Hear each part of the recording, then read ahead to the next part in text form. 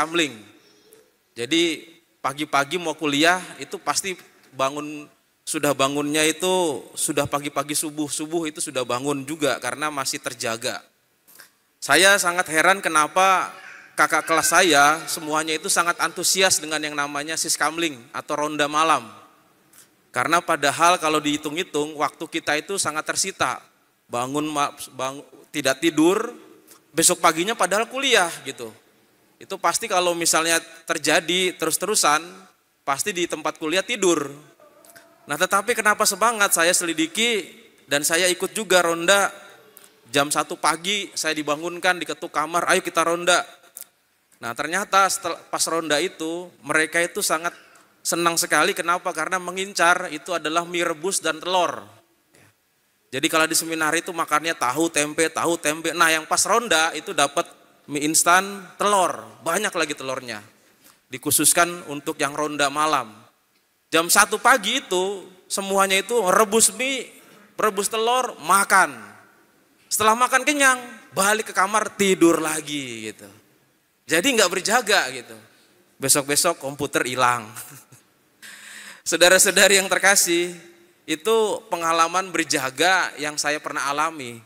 Nah saudara-saudari mungkin punya suatu cerita sendiri tentang berjaga-jaga entah apa itu.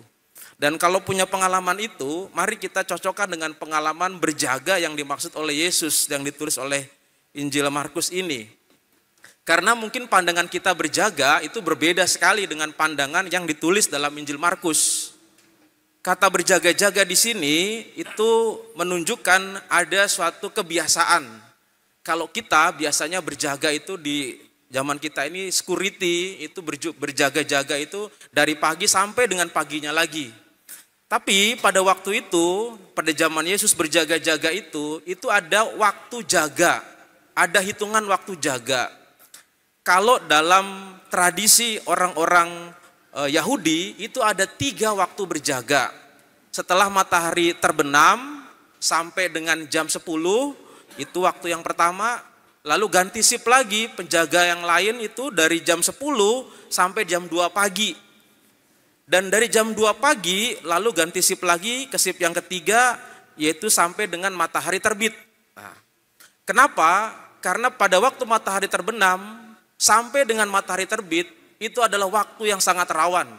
Bisa jadi mereka dirampok, bisa jadi ada penyerangan dari kerajaan lain dan sebagainya.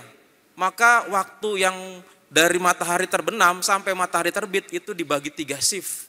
Dan mereka itu sangat menanti-nantikan datangnya pagi.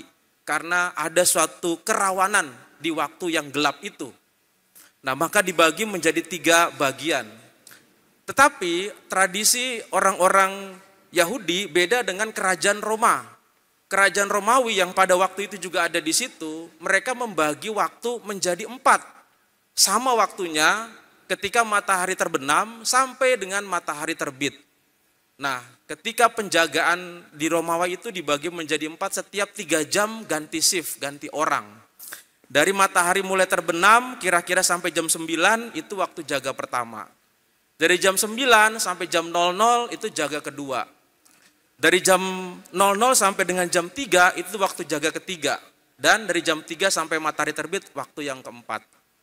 Nah, antara penjagaan yang tradisinya Yahudi dengan Romawi sama-sama menjaga dari pagi sampai dengan dari malam, ya matahari mulai terbenam sampai dengan pagi hari. Masalahnya kenapa? Tadi yaitu adalah adanya krisis, adanya kerawanan, adanya ancaman, adanya bahaya yang harus diwaspadai, yang harus diwanti-wanti dijaga. Kenapa enggak siang? Siang itu orang terjaga, mereka tidak takut, mereka tidak punya kekhawatiran. Yang dikhawatirkan lengah ketika waktu tidur. Itulah pola pikir mereka pada waktu itu, pada zaman Yesus. Jadi waktu mereka mendapatkan kelegaan itu waktunya siang. Jadi ada 2 bagian dalam hidup orang, bagian siang dan bagian malam. Bagian siang orang merasa terjaga, merasa aman, merasa happy, gembira. Dan waktu rawan itu adalah waktu malam. Di mana ada muncul berbagai macam bahaya yang bisa mengancam. Sehingga diberikan waktu jaga. Nah, saudara-saudari yang terkasih, waktu jaga itu antara malam dan juga antara malam dan siang itu mau menunjukkan satu perbedaan dalam hidup. Jadi kalau Markus menuliskan ini, maksudnya adalah, atau Yesus mengumpamakan ini, maksudnya adalah bahwa hidup kita itu juga sama. Ada waktu terang, ada waktu gelap.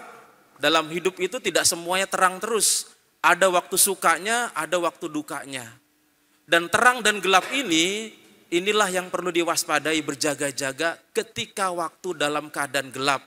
Ketika berduka, ketika sedih, ketika kecewa, ketika berada dalam situasi yang bahaya, inilah yang perlu diwaspadai. Karena di sini bisa mengancam orang. Nah, apa itu? Mari kita dengarkan dan kita lihat. Berjaga-jaga ini tidak berhenti sampai di situ ceritanya, saudara-saudari.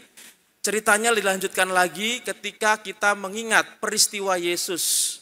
Yesus itu pada waktu sebelum dia wafat, sebelum dia disalib, ada waktu malam sampai dengan pagi. Yesus itu memiliki waktu yang sebenarnya disebut waktu berjaga-jaga. Kalau saudara-saudari perhatikan baik-baik, Markus itu menuliskan dalam Markus 14 ayat 17, Yesus itu sebelum dia ditangkap, sebelum dia diadili, Yesus mengadakan perjamuan malam terakhir menjelang hari malam. Itu dari jam kira-kira matahari terbenam sampai dengan antara jam 9. Ketika malam dia mengadakan perjamuan malam terakhir. Lalu yang kedua, waktu shift yang kedua menjelang tengah malam. Menjelang tengah malam itu shift yang kedua. Yesus ditangkap di Taman Getsemani, ya. Kita ingat peristiwa itu. Dan ketika itu, setelah waktu itu selesai, shift yang ketiga, sebelum ayam berkokok, kita ingat peristiwa apa itu? Petrus menyangkal Yesus. Dan pada waktu pagi-pagi benar, ya, diceritakan Yesus diserahkan, dibawa ke hadapan Pilatus. Nah, persis waktu yang gelap tadi, waktu malam tadi, Yesus itu mengalami 4 waktu jaga. Mulai dari mengadakan perjamuan malam di Taman Getsemani, waktu sebelum ayam berkokok, subuh-subuh, dan waktu pagi hari. Ya, jadi 4 dia mengalami waktu jaga itu. Dan saudara-saudari bisa membayangkan ada apa di situ peristiwa-peristiwa itu. Pada waktu orang harusnya berjaga, ada peristiwa apa di situ? Nah, kalau saudara-saudari tahu nih, saya langsung kasih hadiah deh. Hadiah aja minta apa, saya kasih deh. Ada apa di situ, saudara-saudari? Peristiwa-peristiwa besar apa? Pada waktu Yesus mengadakan perjamuan malam terakhir, waktu berjaga-jaga. Nah, ini ada istilah kata berjaga-jaga yang mau menunjukkan kepada kita semua istilah yang baru. Ketika Yesus mengadakan perjamuan malam terakhir, ada Yudas yang mengkhianati dia. Pertama. Yang kedua, ketika Yesus mengadakan menjelang tengah malam di Taman Getsemani, para murid tertidur. Yang ketiga, pada waktu ayam berkokok, sebelum ayam berkokok ketiga kalinya, Petrus menyangkal Yesus. Dan waktu Yesus diserahkan kepada Pilatus, murid-muridnya hilang semuanya. Nah, ini ada makna berjaga-jaga. Berjaga-jaga yang dimaksud di sini adalah kesetiaan seorang penjaga. Yudas mengkhianati Yesus, Yesus ditinggalkan, dikhianati. Itu shift pertama. Shift yang kedua di Taman Getsemani, lalu murid-muridnya tertidur, tidak berjaga-jaga bersama Yesus. Ditinggalkan lagi Tuhan Yesus. Waktu Petrus sebelum ayam berkokok, dia menyangkal Yesus, meninggalkan Yesus dia. Dan sampai yang keempat kali, waktu yang keempat, Yesus diserahkan, murid-muridnya kabur semua. Artinya saudara-saudari, di waktu berjaga yang rawan itu, di saat-saat gelap itu, tentu di sini waktu berjaga sangat dibutuhkan. Tetapi yang terjadi adalah semua murid meninggalkan Yesus. Tidak ada yang setia. Saudara-saudari yang terkasih, dengan makna ini kita mau menunjukkan, kita mau ditunjukkan apa? Bahwa berjaga itu artinya adalah kesetiaan. Kesetiaan bersama dengan Tuhan.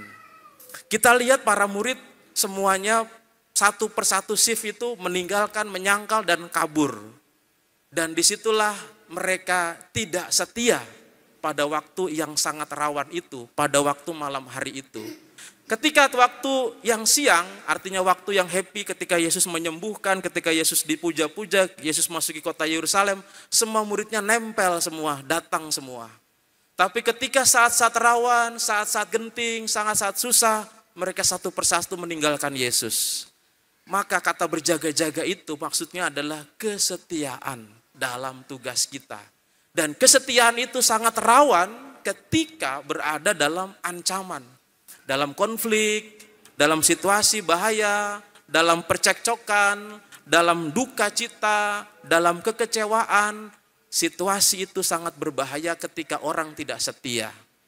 Contoh yang paling mudah, ketika orang diajak setia kepada Tuhan, ketika orang diajak setia kepada Tuhan lewat segala apa yang menjadi komitmennya, misalnya dalam hubungan perkawinan, ada janji perkawinan.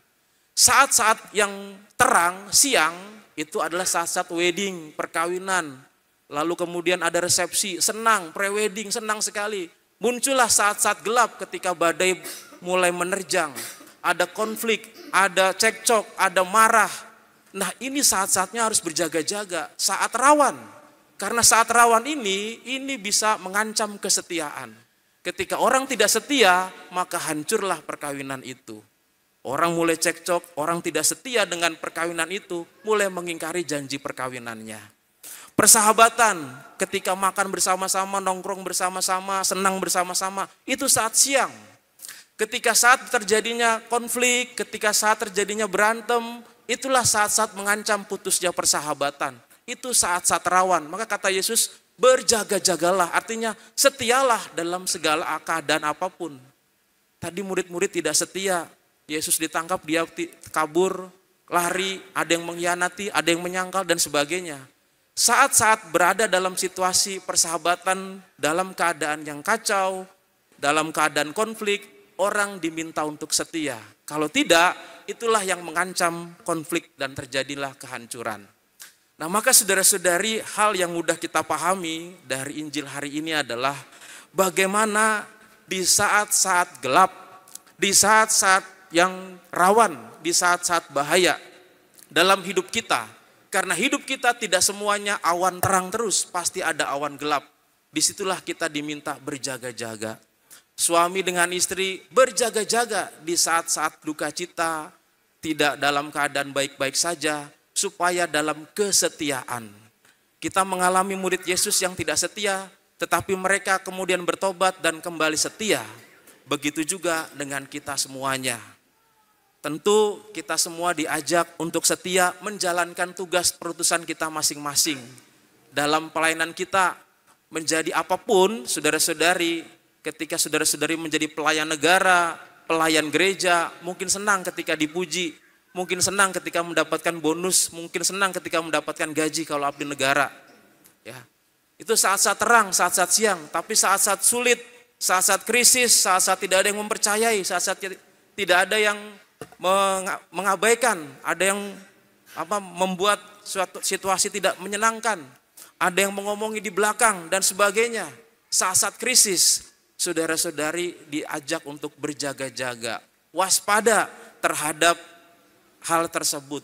Orang bisa tidak setia dan meninggalkan tugasnya. Orang tidak setia dan meninggalkan yang namanya komitmennya. Orang bisa tidak setia dan kabur karena tidak tahan terhadap gelap, terhadap bahaya, terhadap penderitaan, terhadap kesulitan. Maka kita mohon rahmat Tuhan agar di waktu-waktu kita berada dalam bahaya, dalam gelap, kita mampu setia, berjaga-jaga, setia dalam perkara-perkara kita, dan mohon rahmat Tuhan agar kita senantiasa dikuatkan dalam tugas dan perutusan kita. Tuhan memberkati kita. Amin.